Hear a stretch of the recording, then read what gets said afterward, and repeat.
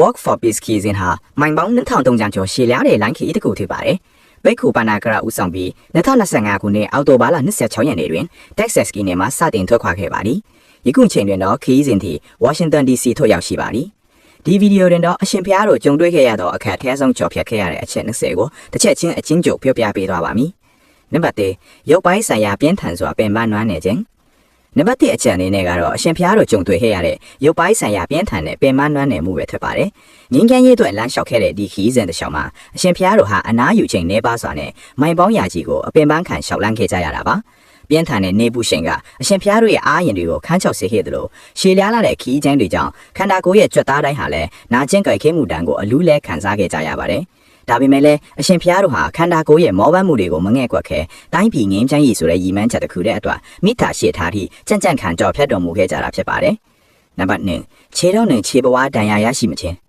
နံပါတ်2အချက်အနေနဲ့ကတော့လန်ခီးကြီးဆောင်အရှင်ဖျားတို့ရင်းဆိုင်ခဲ့ရတဲ့ခြေတော်နဲ့ခြေပွားတန်ရာတွေပဲဖြစ်ပါတယ်။ကတ်တရားလန်အပူရှင်နဲ့ကြောက်ခဲထူးထပ်တဲ့တော်လန်းတွေကိုအကာအကွယ်မပါဘဲရှောက်လန်းခဲ့ရတာကြောင့်အရှင်ဖျားတို့ရဲ့ခြေပွားတွေမှာအရေးကြီးမှုတွေပေါက်တာအသားမာတွေကွဲအပ်တာနဲ့သွေးထွက်တန်ရုပ်ဖြစ်တဲ့အထိနာကျင်မှုတွေကိုကြုံတွေ့ခဲ့ရပါတယ်။ခြေတလန်းလန်းတိုင်းမှာညီဆူးနေတဲ့ဝေဒနာတွေကပြင်းထန်လွန်းလာပြီမဲ့အရှင်ဖျားတို့ဟာဆေးအမြန်ထိပ်ပတ်တီလေးစီပြီးငင်းချမ်းရခီးကိုမရမနာဆက်လက်ကြွချီခဲ့ကြပါတယ်။ဒါဟာတကယ့်ကိုကြီးညိုပဲကောင်းလာတဲ့အရှင်ဖျားတို့ရဲ့တီးခံခြင်းနဲ့ပေးဆက်မှုအစစ်အမှန်ပဲဖြစ်ပါတယ်။နံပါတ်3အချက်ကတော့လန်ခီးမှာရှောင်လဲလို့မရတဲ့ပြင်းထန်တဲ့ယာတီဥဒုတံပဲဖြစ်ပါတယ်။အသားအရည်ကိုလောင်ကျွမ်းစေမဲ့အပူရှိန်ပြင်းပြင်းအောက်မှာရောတကူလုံးရွှဲရွှဲဆိုစစ်တဲ့မိုးတဲထန်မှုတွေကြားမှာပါအရှင်ဖျားတို့ဟာအလွတ်မပေးပဲရှောင်လန်းခဲ့ကြပါတယ်။ဆောင်းရာသီရဲ့အေးတန်ကြားမှာအမိုးအကာမရှိတဲ့လမ်းမတာမှာနေပူတန်ကြောင့်အားကောင်းတွေချုပ်ခတ်လာတဲ့အခါမှာရေ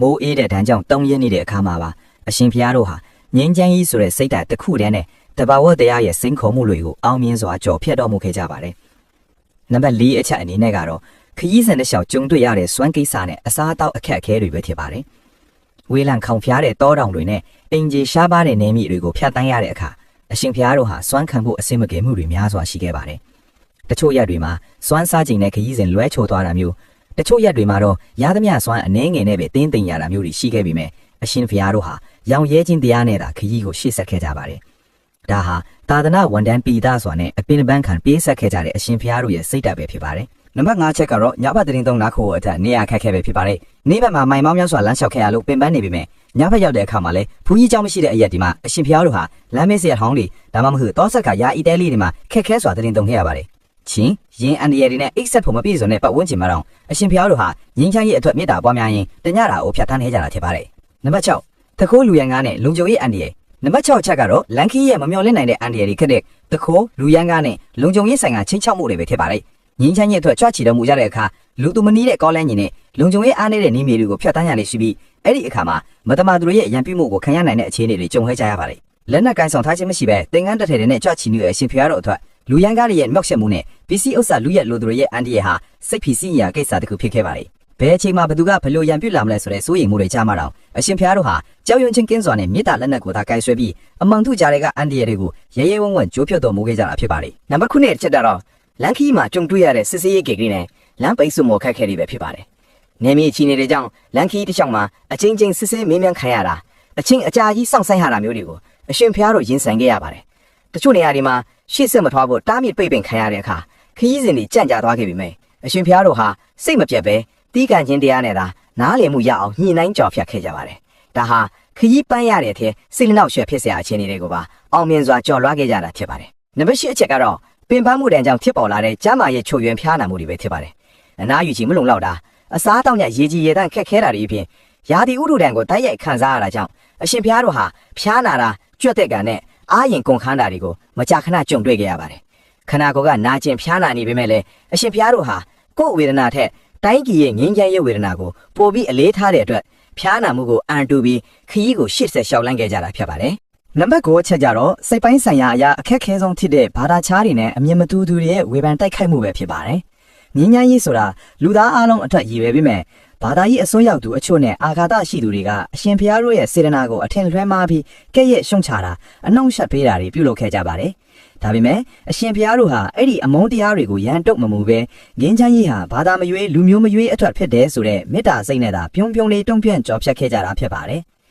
နံပါတ်30အချက်ကတော့ online လောကမှာရင်ဆိုင်ခဲ့ရတဲ့ပုံကိုရေးဆိုင်ရာဆွဆွဲပုတ်ခတ်မှုတွေပဲဖြစ်ပါတယ်အရှင်ဖျားတို့ရဲ့ခရီးစဉ်ကိုနိုင်ငံရေးနဲ့ရောထွေးပြီးအကောင့်တို့တွေကနေဆဲဆိုတာအတိပ္ပယ်မရှိတဲ့ကောလာဟလတွေဖြန့်တာတွေကိုအရှင်ဖျားတို့ခံခဲ့ကြရပါတယ်လက်တွေမှာမိုင်မောင်းများစွာပင်ပန်းခံနေရတဲ့အရှင်ဖျားတို့အတွက်ဒါဟာစိတ်သက်ကြစရာဝေဖန်မှုတွေဖြစ်နေပေမဲ့ဘလို့ဆွဆွဲချက်မျိုးကိုမဆိုတီးကန်ခြင်းတရားနဲ့ဘေးဖယ်ထားပြီးငင်းချမ်းကြီးအတွက်သာအာယုံစိုက်ရှောင်လန်းခဲ့ကြပါတယ်နံပါတ်17အချက်အနေနဲ့ကတော့အခြေခံအကျဆုံးဖြစ်တဲ့တန်ရှင်းတဲ့တော်တုံးရဲ့အချက်ခဲပဲဖြစ်ပါတယ်ချုပ်တွေဒေတာတွေနဲ့တောလန့်တွေကိုဖျက်ဆီးရတဲ့အခါအရှင်ဖျားတို့ဟာရေငတ်မှုတဲ့တန်ကိုပြင်းထန်စွာခံစားခဲ့ကြရပါတယ်လမ်းပြီးမှမတန်ရှင်းတဲ့ရေတွင်းရေကန်တွေကရေကိုပဲသုံးဆောင်ရတဲ့အခါမျိုးဒီမှာကျမ်းမာရေအတွက်စိုးရင်ရပြီမဲ့အရှင်ဖျားတို့ဟာရေရှိမှအသက်ရှင်မယ်အသက်ရှင်မှခရီးဆက်နိုင်မယ်ဆိုတဲ့စိတ်နဲ့ဘေးကျနှံချက်အခြေအနေတွေကိုရဲရဲဝံ့ဝံ့ရင်ဆိုင်ခဲ့ကြတာဖြစ်ပါတယ်နံပါတ်10အချက်ကတော့ပြင်းမလောကနဲ့အဆက်အသွယ်ပြတ်တောက်သွားတဲ့ဆက်သွယ်ရေးအခက်အခဲပဲဖြစ်ပါတယ်တောတောင်ထူးထက်ကြီးဝေးလံတဲ့နေဆက်ဒီပါတွေကိုဖျက်ဆီးရတဲ့အခါဖုန်းလိုင်းရောအင်တာနက်လိုင်းမှာလုံးဝမရရှိတဲ့အတွက်အရှင်ဖျားတို့ဟာမိသားစုဒကာဒကမတွေနဲ့အဆက်အသွယ်ပြတ်တောက်ခဲ့ရပါတယ်အရေးပေါ်ကျန်းမာရေးပြဿနာဒါမှမဟုတ်ဘေးရန်တွေတစ်ခုခုကြုံလာရင်တောင်အကူအညီတောင်းဖို့ခက်ခဲလာတဲ့အခြေအနေတွေကြားမှာအရှင်ဖျားတို့ဟာကိုယ့်ကိုယ်ကိုယ်သာအားကိုးပြီးတမာတိအားနဲ့ရှေ့ဆက်ခဲ့ကြတာဖြစ်ပါတယ်နံပါတ်13ချက်ကတော့တဘာဝတောတောင်လမ်းများမှာကြုံတွေ့ရတဲ့အန္တရာယ်ရှိတတ္တဝါတွေပဲဖြစ်ပါတယ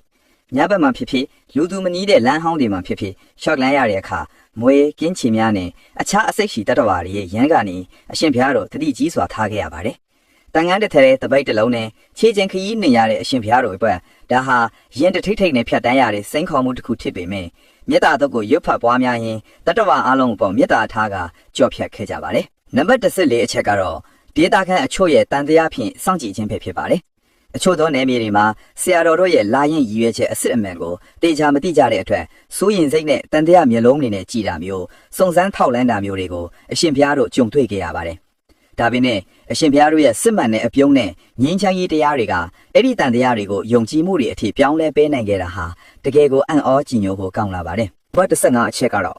အထီးကျန်မှုနဲ့စိတ်ပိုင်းဆိုင်ရာဖိအားတွေပဲဖြစ်ပါတယ်။တခါတလေအဖော်မပါပဲတဘာတက်ရှောင်လန်းရတဲ့အခိုက်အတန့်တွေမှာအထီးကျန်မှုတန်ကစိတ်ဓာတ်ကိုစမ်းတာလေးရှိပါတယ်။ရှိမှဘာတွေကြုံမလဲမသိနိုင်တဲ့အနာဂတ်မိသားစုနဲ့ဝေးကွာနေရမှု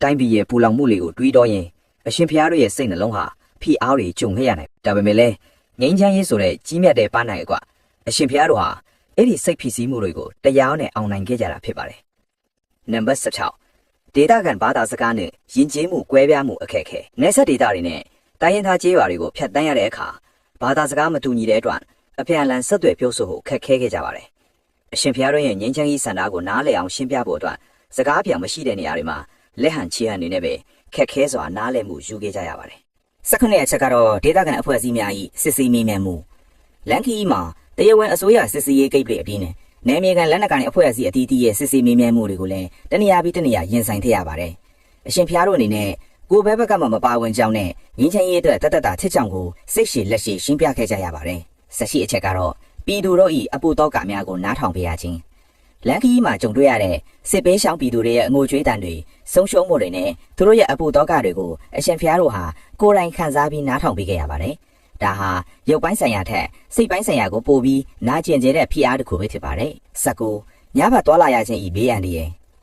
တက်မှတ်ထားတဲ့ခီးစဉ်ကိုအချိန်မီရောက်ဖို့အတွက်တချို့ရက်တွေမှာနေုံမမိုးချုပ်တဲ့အထိလမ်းလျှောက်ခဲ့ရပါတယ်။လမ်းမီမရှိတဲ့မှောင်မင်းနေတဲ့လမ်းမထက်မှာရင်းအန်ဒီယနဲ့အခြားမတော်တဆမှုတွေကြုံနိုင်တဲ့ကြားကအရှင်ဘုရားတို့ဟာတတိထားပြီးရှောက်လန်းခဲ့ကြရပါတယ်။နံပါတ်20အချက်ကတော့အခက်အခဲပေါင်းစုံကြားမှာအရှင်ဘုရားတို့ရဲ့စိတ်သက်ကိုတရားသမားနဲ့ဘလို့မြင်တင်ခဲ့တယ်လဲဆိုတဲ့အချက်ပဲဖြစ်ပါနဲ့။လူသားတရားရဲ့ခန္ဓာကိုယ်ဟာအကန့်အသတ်ရှိပေမဲ့အရှင်ဘုရားတို့ရဲ့စိတ်သက်ကတော့အကန့်အသတ်မရှိပါဘူး။ခရီးစဉ်တစ်လျှောက်ပင်ပန်းနွားနေလာတဲ့အခါတိုင်းစိတ်သက်ကြစရာဝေဖန်မှုတွေကြုံရတဲ့အခါတိုင်းမှာအရှင်ဘုရားတို့ဟာပူရိစိတ်ချင်းမေတ္တာပွားများခြင်းနဲ့ဝိပဿနာတရားတို့ကိုနှလုံးသွင်းပြီးစိတ်သက်ခွန်အားကိုပြန်လည်ဖြည့်တင်ခဲ့ကြပါတယ်။ပြင်ပနာလောင်မြဲနေတဲ့ဒေါသနဲ့စစ်မီးတွေကိုငြိမ်းတဖို့အတွက်အရှင်ဘုရားတို့ဟာကိုယ့်ရဲ့ရင်ထဲမှာအရင်ဆုံးငြိမ်းချမ်းအောင်တီးဆောက်ခဲ့ကြတာပါ။ဒါကြောင့်လဲဒီလောက်ခက်ခဲတဲ့ခီးချမ်းတို့အပြုံးမပြတ်ပဲအောင်မြင်စွာရှောင်လန်းနိုင်ခဲ့ကြတာဖြစ်ပါတယ်။မိဘပြည်သူညီကိုမောင်နှမများခင်ဗျာ။အခုကျွန်တော်တို့တင်ပြခဲ့တဲ့အချက်20ချက်ဟာအရှင်ဘုရားတို့ငြိမ်းချမ်းရေးခီးစဉ်မှာကြုံတွေ့ခဲ့ရတဲ့အခက်အခဲတွေအစိတ်အပိုင်းတချို့တွေဖြစ်ပါတယ်။လူသားတယောက်အနေနဲ့ခန့်နှံ့ရတဲ့ကြော်လွန်နဲ့ဒီလိုပင်ပန်းဆင်းရဲမှုတွေကိုအရှင်ဘုရားတို့ဘာကြောင့်အန်တုကြောဖြတ်ခဲ့တာပါလဲ။အဖြေကတော့တခုတည်းပါ။အဲ့ဒါကတော့တိုင်းပြည်သူပြည်သားအားလုံးစစ်မီးဘေးကကင်းဝေးပြီးစစ်မှန်တဲ့ငြိမ်းချမ်းရေးအရာတာကိုခံစားစေခြင်းနဲ့အရှင်ဘုရားတို့ရဲ့အတိုင်းအဆမရှိတဲ့မေတ္တာတရားကြောင့်ပဲဖြစ်ပါတယ်။ကိုချမ်းသာရေးကိုအသက်ပေးတဲ့သူတစ်ပါးရဲ့ချမ်းသာရေးကိုဦးစားပေးခဲ့တဲ့အရှင်ဘုရားတို့ရဲ့ခြေလမ်းတိုင်းဟာ တမိုင်းမှာရွှေစလုံးနဲ့ရေးထိုးရမယ်ငိမ့်ချမ်းရေးခြေလှမ်းတွေဖြစ်ပါတယ်ဒီဗီဒီယိုလေးကိုကြည့်ရှုနေကြတဲ့မိဘပြည်သူများအနေနဲ့လည်းခက်ခဲပင်ပန်းစွာငိမ့်ချမ်းရေးတဝက်လွှာတည်ဆောင်လာကြတဲ့အရှင်ဖျားတို့အကွက်ဓာတုအနုမောဒနာခေါ်ဆိုပေးကြဖို့တောင်းဆိုချင်ပါတယ်ကျွန်တော်တို့ရဲ့မြေကဘာမှာအမုန်းတရားတွေချုပ်ငြိမ်းပြီးအရှင်ဖျားတို့မျှော်လင့်တဲ့စစ်မှန်တဲ့ငြိမ်းချမ်းရေးအလင်းရောင်အမြန်ဆုံးထွန်းလင်းပါစေကြောင်းဆုမွန်ကောင်းတောင်းရင်ဒီခန္ဓာလေးကိုနေကုန်းချုပ်လိုက်ပါတယ်ဗျာအားလုံးပဲငြိမ်းချမ်းကြပါစေ